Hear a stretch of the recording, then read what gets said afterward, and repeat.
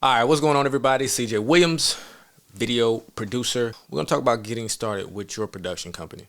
So let's get into it.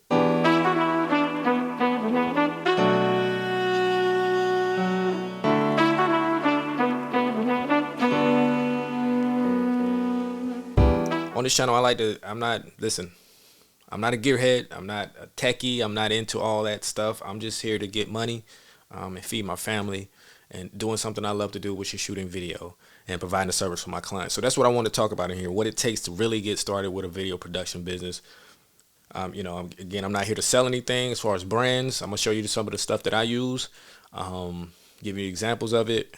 But I'm not here to sell you anything. I don't have any sponsors for this. I barely got 100 subscribers. So hopefully I can do something in this video. I know that a lot of people know I'm not where I want to be in this business. I still have a long way to go, but I know there are people that want to get to where I'm at, where I've been doing this for a couple of years full time, and I've learned some things along the way. So if I can teach you some things that's going to save you some time and money and some headache, then so be it. So let's get into it. 5 things I think you're going to need to get started with your video production business.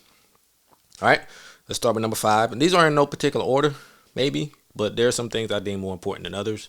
Number 5, we're going to start with cameras. Cameras are not the most important thing for a video production business. Having the newest and latest cameras, being able to shoot 4K is not that important. There's some people shooting videos with their phones and getting great. There are people shooting weddings, music videos. There's some people shooting movies with their phones. Now, do I prefer to use my phone? Would I advise anybody to use their phone? I would say no. I would say invest in a camera where you can change lenses and get different looks. And and again, it doesn't have to be anything that shoots 4K, but most cameras these days do shoot 4K. If you buy a new camera, you might as well make sure it shoots 4K. Now, I will tell you that a lot of the stuff you render out is not going to be in 4K. And if it is, you should be charging accordingly. But I have one client that wants the videos in 4K. The rest of them could care less. So I render out in HD. I might shoot in 4K, but I render out in HD. So having 4K capabilities, not that big a deal. But I would say being able to change lenses, it helps. And do you need all these fancy lenses? No. Like, I don't have a bunch of fancy cinema lenses. I just have basic lenses that get me what I need, because clients don't care about it. They don't care about the camera. They don't care about the lenses. They just want the look. And I will say that if you charge to come out a couple $1,000s, you might want to show up with more than just an iPhone. That's me. Now, again, some people are doing that. Some people are making good money with that. They're buying the handheld little gimbals, and they're going around getting great footage with phones. But that's just not me. So but you do need a camera, obviously, if you're gonna have a video production business. All right, whether it's a phone or something you buy with mirrorless or DSLR or something, cinema, whatever, you will need a camera, obviously. Right, that's a no-brainer. All right, so number 2, what you're gonna need are lights. Very important. You should not skimp out on lights. Don't be one of these people just saying you're gonna use natural light. Saying you're going to use windows and sunlight and just be bouncing. Just invest in a lighting kit. Again, a lot of this stuff is just getting cheaper by the month, by the year. So investing in lights should be at the top of the list. A lot of times the camera doesn't matter so much as the light. So good lighting could change everything. Good lighting could be the difference between some poor production and great production. And it makes the difference from amateur to pro. So having lights. I myself don't have too much. Well, I'm invested in lighting, but it's not like advanced. And again, it's going to depend on, like with cameras, I forgot to mention, it's going to depend on what you're shooting. The camera you use, whether it have autofocus and stabilization and all this fancy stuff, it's going to depend on what you like to shoot. Same thing with lights. You're going to buy lighting according to what it is you shoot. I need enough lighting for interviews and podcasts. So whatever it takes for me to get that. And I normally just use a key light and a couple of LCD lights to act as hair lights for each side for the people that I'm interviewing. Hair lights and fill lights. So hair light for one person is the same light that's a fill light for the other person, and vice versa. So I have a key light, and my key light is a Godox SL150. I have a couple different types of diffuser or soft boxes that I use for it. One bigger, one smaller. It just depends on what I'm shooting. But this light, obviously it goes everywhere with me. I only have one of them. I also have a tube light, which I got recently. That tube light is great because it can fit in places that this one won't. I'm using it right now in this smaller room, and it has a battery on it. It's more portable, so I can break it down and it fit in one little bag and take it with me, and has some diffusion on it, so I don't need any like a softbox or anything like that. But the LCDs, I'm using one right here. There's no diffuser on it. It's pretty hard right now, but turning it down and use it just depends. But lighting is going to be important. I would suggest a key light, something that's powerful enough to be a key light, and maybe a set of LCD lights that you can get for a few $100s. And I'll put links to some of the stuff I use down below, so if you want to look into it, you can.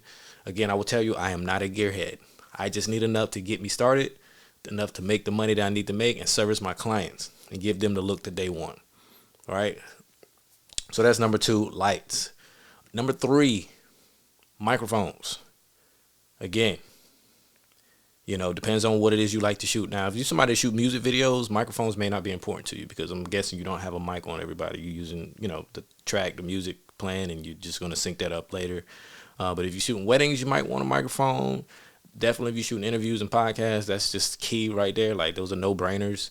You need that. Promo videos, you probably want microphones. I tell people, like, I made content around this on social media, to where you shouldn't be paying somebody to shoot your content if they don't have a mic either pinned to you or within 24 inches of your face, of your mouth. There should be a mic on you. And if you're showing up to shoot content for a client, you don't have a microphone on them, you should rethink what you're doing. I don't know how you might. Hopefully you're just doing that for free. Even if you are doing that for free, and that's with any of this stuff, you want to show up correct. Like, show them that you're trying. Not having a microphone is like not having lights. Like, what are we doing here? So get you a set of mics. For my audio, I have 2 sets of Rode Wireless Go mics. These, you read reviews and you see stuff on social media about them, and that goes with any brand. You'll see the reviews and stuff. There's good and bad to everything. I've never had a problem with the Rode Wireless Go mics. Again, I have 2 sets of them. With the this is kind of a mess here, but with the lav mic things, I could be using this if I wanted to. So yeah, a good set of mics. I bought this was a pair, but you can get them where just one. You have the transmitter and the receiver as just one. I would recommend a pair just to have it. You always want mics readily available.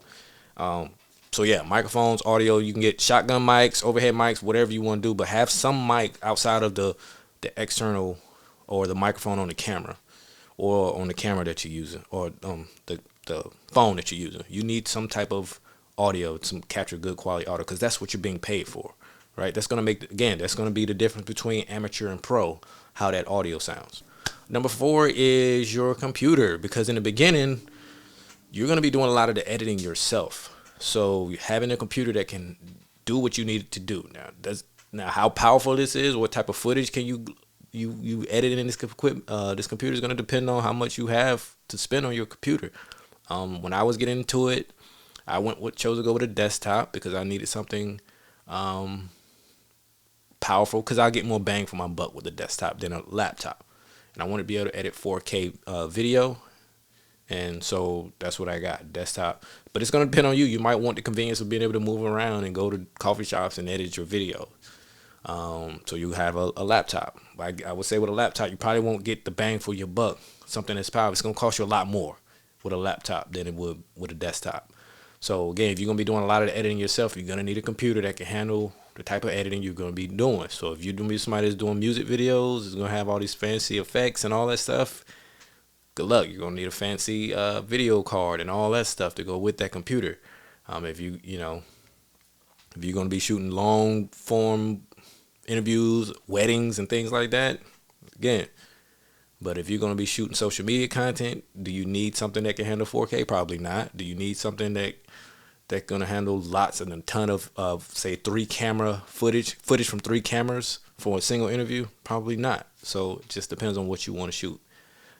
Again, but having a computer, again, because you're going to be doing a lot of the editing yourself. I've been in this game 2 years and full time, and I still do all of my editing. I've outsourced some editing a time or two here, but in the time it takes me to break that footage down and send it off to somebody, them to edit it, and then send it back, and I had to download it, I could have had this stuff done. And it'd be simple stuff like interviews, stuff that really doesn't take me much time. again, having a good computer will drastically reduce your post production and your turnaround time. So if you got a computer that takes you an hour to render out a 2-minute video in HD, then that's gonna be tough for you. You know, it shouldn't take an hour to render out a 2-minute video in HD. That should be done just like that. So be careful in what you do. Again, it's going to depend on what you like to shoot, what you prefer to shoot. And last but not least, I think, you know, you're talking about having a business and having a video production company, a business, you need a website.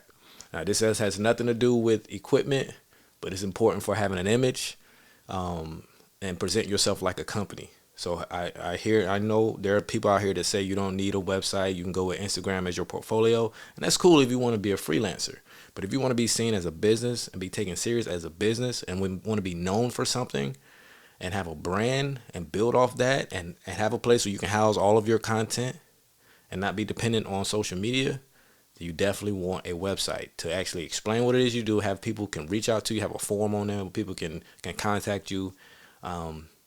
Having a website says a lot about you, and it puts you in slightly above those people who don't have websites. You know, you want to be found on Google. You want to be able to put that link into your YouTube videos and everywhere on your social media sites. You want to be able to tell people to go to a website. So having that website is key to having a video production business. And this is my opinion. I've been in the game again a couple years, full time. Again, not where I want to be. Not, you know, there's so much more for me to do and learn. But I know there are plenty of people who are trying to get to where I'm at. Hell, every month or so, there's somebody that hits me up on social media asking to tag along with me to see how I do things. So I figure if I'm getting that type of outreach, people reach out to me for that, I might as well put some of this stuff in a video to help people out, get my own way. While I was transitioning into this, I had a full-time job. I had my last business where I owned a gym, and I shut that down and I went back to work for a couple of years. And while I was at work, I was investing into this business. I didn't quit that job until I had 2 cameras, until I had a couple clients that were hiring me on a regular basis. I had a big gig that was a live stream. And at that time I decided, okay, let me go ahead and let this go. I got the equipment. I had lights, I had mics, I had everything I needed to where I can do this thing and feel good about taking on more jobs and charging appropriately. So yeah, things are going pretty well, and I want to make sure you have that same chance. So take heed to some of this stuff. I'd like to know your opinion. Again, I'm going to put the links down to some of the equipment that I like to use, cameras, lights, and mics and things like that. So you guys can, I'd love to hear what you guys think. Your comments, all that stuff is welcome. Please be sure to subscribe to this channel. Again, my name is CJ Williams, and this is the life of a video producer.